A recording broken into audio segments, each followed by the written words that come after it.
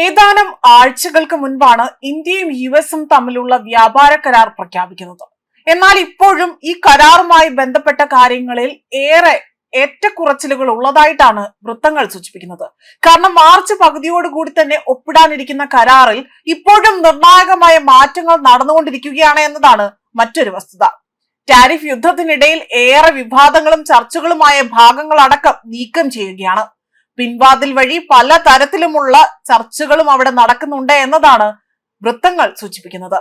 മാത്രമല്ല ഇതിലൂടെ തന്നെ പയറുവർഗ്ഗങ്ങളുടെ ഇറക്കുമതി തീരുവ സംബന്ധിച്ചുകൊണ്ടും അവിടെ $500 ബില്യൺ ഡോളറിന്റെ വാങ്ങൽ ഉറപ്പിക്കുന്നതിനെ കുറിച്ചും ഔദ്യോഗിക സംയുക്ത പ്രസ്താവനയിൽ നിന്ന് വ്യത്യസ്തമായ പരാമർശങ്ങൾ വന്നതായി തന്നെ ഇവിടെ സൂചിപ്പിക്കുന്നുണ്ട്. ഇത് വന്നതോടുകൂടി തന്നെ ട്രംപ് ഭരണകൂടമാകട്ടെ വലിയ രീതിയിൽ നിശബ്ദമാവുകയും തങ്ങളുടെ വസ്തുതാ പ്രക്രിയ അതായത് ഫാക്ട് ഷീറ്റ് അത് തിരുത്തുകയുമാണ് ചെയ്തിരിക്കുന്നത്. ഇത് പ്രതിപക്ഷത്തിന്റെ വിമർശനങ്ങൾക്ക് കാരണമാവുകയും ചെയ്തു.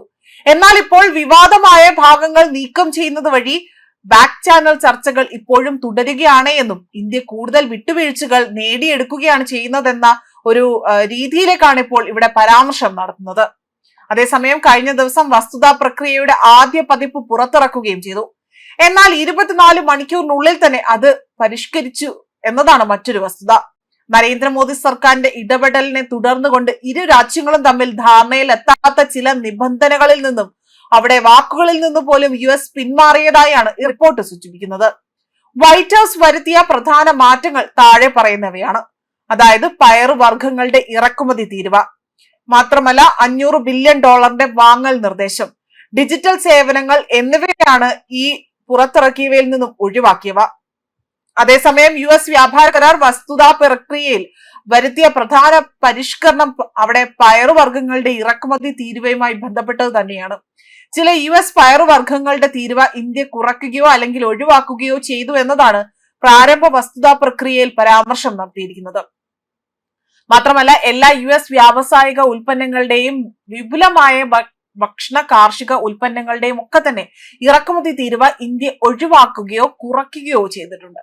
ഇതിൽ വലിയ രീതിയിൽ ഉണങ്ങിയ ധാന്യങ്ങൾ, ചുവന്ന ചോളം, നട്ട്സ്, പുതിയതും സംസ്കരിച്ചതും അല്ലെങ്കിൽ അത്തരത്തിലുള്ള പഴങ്ങൾ, ചില പയറുവർഗ്ഗങ്ങൾ ഇവയെല്ലാം തന്നെ ഇതിന്റെ പരിധിയിൽ നിന്നും ഒഴിവാക്കുകയാണ് ചെയ്തിരിക്കുന്നത്. മാത്രമല്ല വലിയ രീതിയിൽ ഇത് കർഷകർക്കാണെങ്കിൽ പോലും സന്തോഷം തരുന്ന വാർത്തയായി തന്നെ ഇത് സംബന്ധിച്ചുകൊണ്ട് വലിയ രീതിയിലുള്ള പ്രശ്നങ്ങൾ അല്ലെങ്കിൽ വരാതിരിക്കാനുള്ള നടപടികൾ സ്വീകരിക്കുന്നതുമായി ബന്ധപ്പെട്ട കാര്യങ്ങളാണ് പുറത്തു വന്നുകൊണ്ടിരിക്കുന്നത്.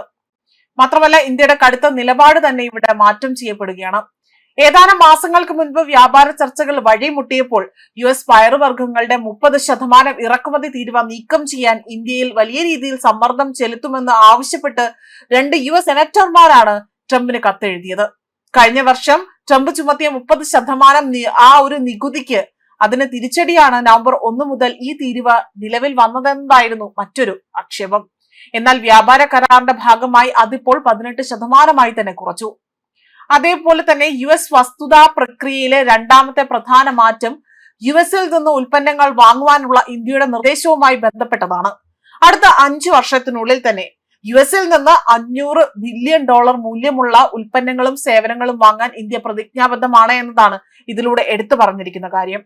ഇതിലൂടെയൊക്കെ തന്നെ വ്യക്തമാക്കുകയാണ് ഇന്ത്യ യുഎസ് കരാർ കൂടുതലായി തന്നെ യാഥാർത്ഥ്യമാകുന്നത് വഴി കൂടുതൽ വിട്ടുവീഴ്ചകൾ ഇരു വിഭാഗങ്ങളിൽ നിന്നും ഉണ്ടായിരിക്കുന്നു, അല്ലെങ്കിൽ ഇരു രാജ്യങ്ങളുടെ ഭാഗത്തു നിന്നും ഇത്തരത്തിലുള്ള വിട്ടുവീഴ്ചകൾ ഉണ്ടാകുന്നു എന്നതാണ് എടുത്തു സൂചിപ്പിക്കുന്ന കാര്യം. ഇതുകൊണ്ടൊന്നും ഇവിടെ തീരുന്നില്ല. കാരണം ഇന്ത്യയുടെ ഡിജിറ്റൽ സർവീസ് ടാക്സ് സംബന്ധിച്ചതുമായി ബന്ധപ്പെട്ട് വസ്തുതാ പ്രക്രിയയിലെ ചില മാറ്റങ്ങൾ വരുത്തിയിട്ടുണ്ട്. ഇന്ത്യ തങ്ങളുടെ ഡിജിറ്റൽ സർവീസ് ടാക്സുകൾ നീക്കം ചെയ്യുമെന്നാണ് മുൻ പതിപ്പിൽ പരാമർശിച്ചിരുന്നത്. എന്നാൽ ഇന്ത്യയുടെ ഔദ്യോഗിക പ്രസ്താവനയിൽ അത്തരമൊരു നീക്കം ചെയ്യലിനെ കുറിച്ചോ അല്ലെങ്കിൽ അതിനെപ്പറ്റി ഒന്നും തന്നെ വ്യക്തമാക്കിയിട്ടില്ല. ഇത് വലിയൊരു ആശയക്കുഴപ്പത്തിനാണ് ഇപ്പോൾ ഇടവച്ചിരിക്കുന്നത്. ഇപ്പോൾ വൈറ്റ് ഹൗസ് തങ്ങളുടെ ഏറ്റവും പുതിയ വസ്തുതാ പ്രക്രിയയിൽ നിന്ന് ഇത് നീക്കം ചെയ്യുകയാണ് ഉണ്ടായിരിക്കുന്നത്. അതായത് ഡിജിറ്റൽ വ്യാപാരത്തിലെ വിവേചനപരമായ രീതികളുടെയും മറ്റ് തടസ്സങ്ങളും പരിഹരിക്കുന്നതിനായി തന്നെ ശക്തമായ ഉഭയകക്ഷി ഡിജിറ്റൽ വ്യാപാര നിയമങ്ങൾ ചർച്ച ചെയ്യാൻ ഇന്ത്യ സമ്മതിച്ചു എന്നതാണ് ഈ ഒരു രേഖപ്പെടുത്തൽ സൂചിപ്പിച്ചിരിക്കുന്നതും. ന്യൂസ് ഡെസ്ക് കർമ്മ ന്യൂസ്.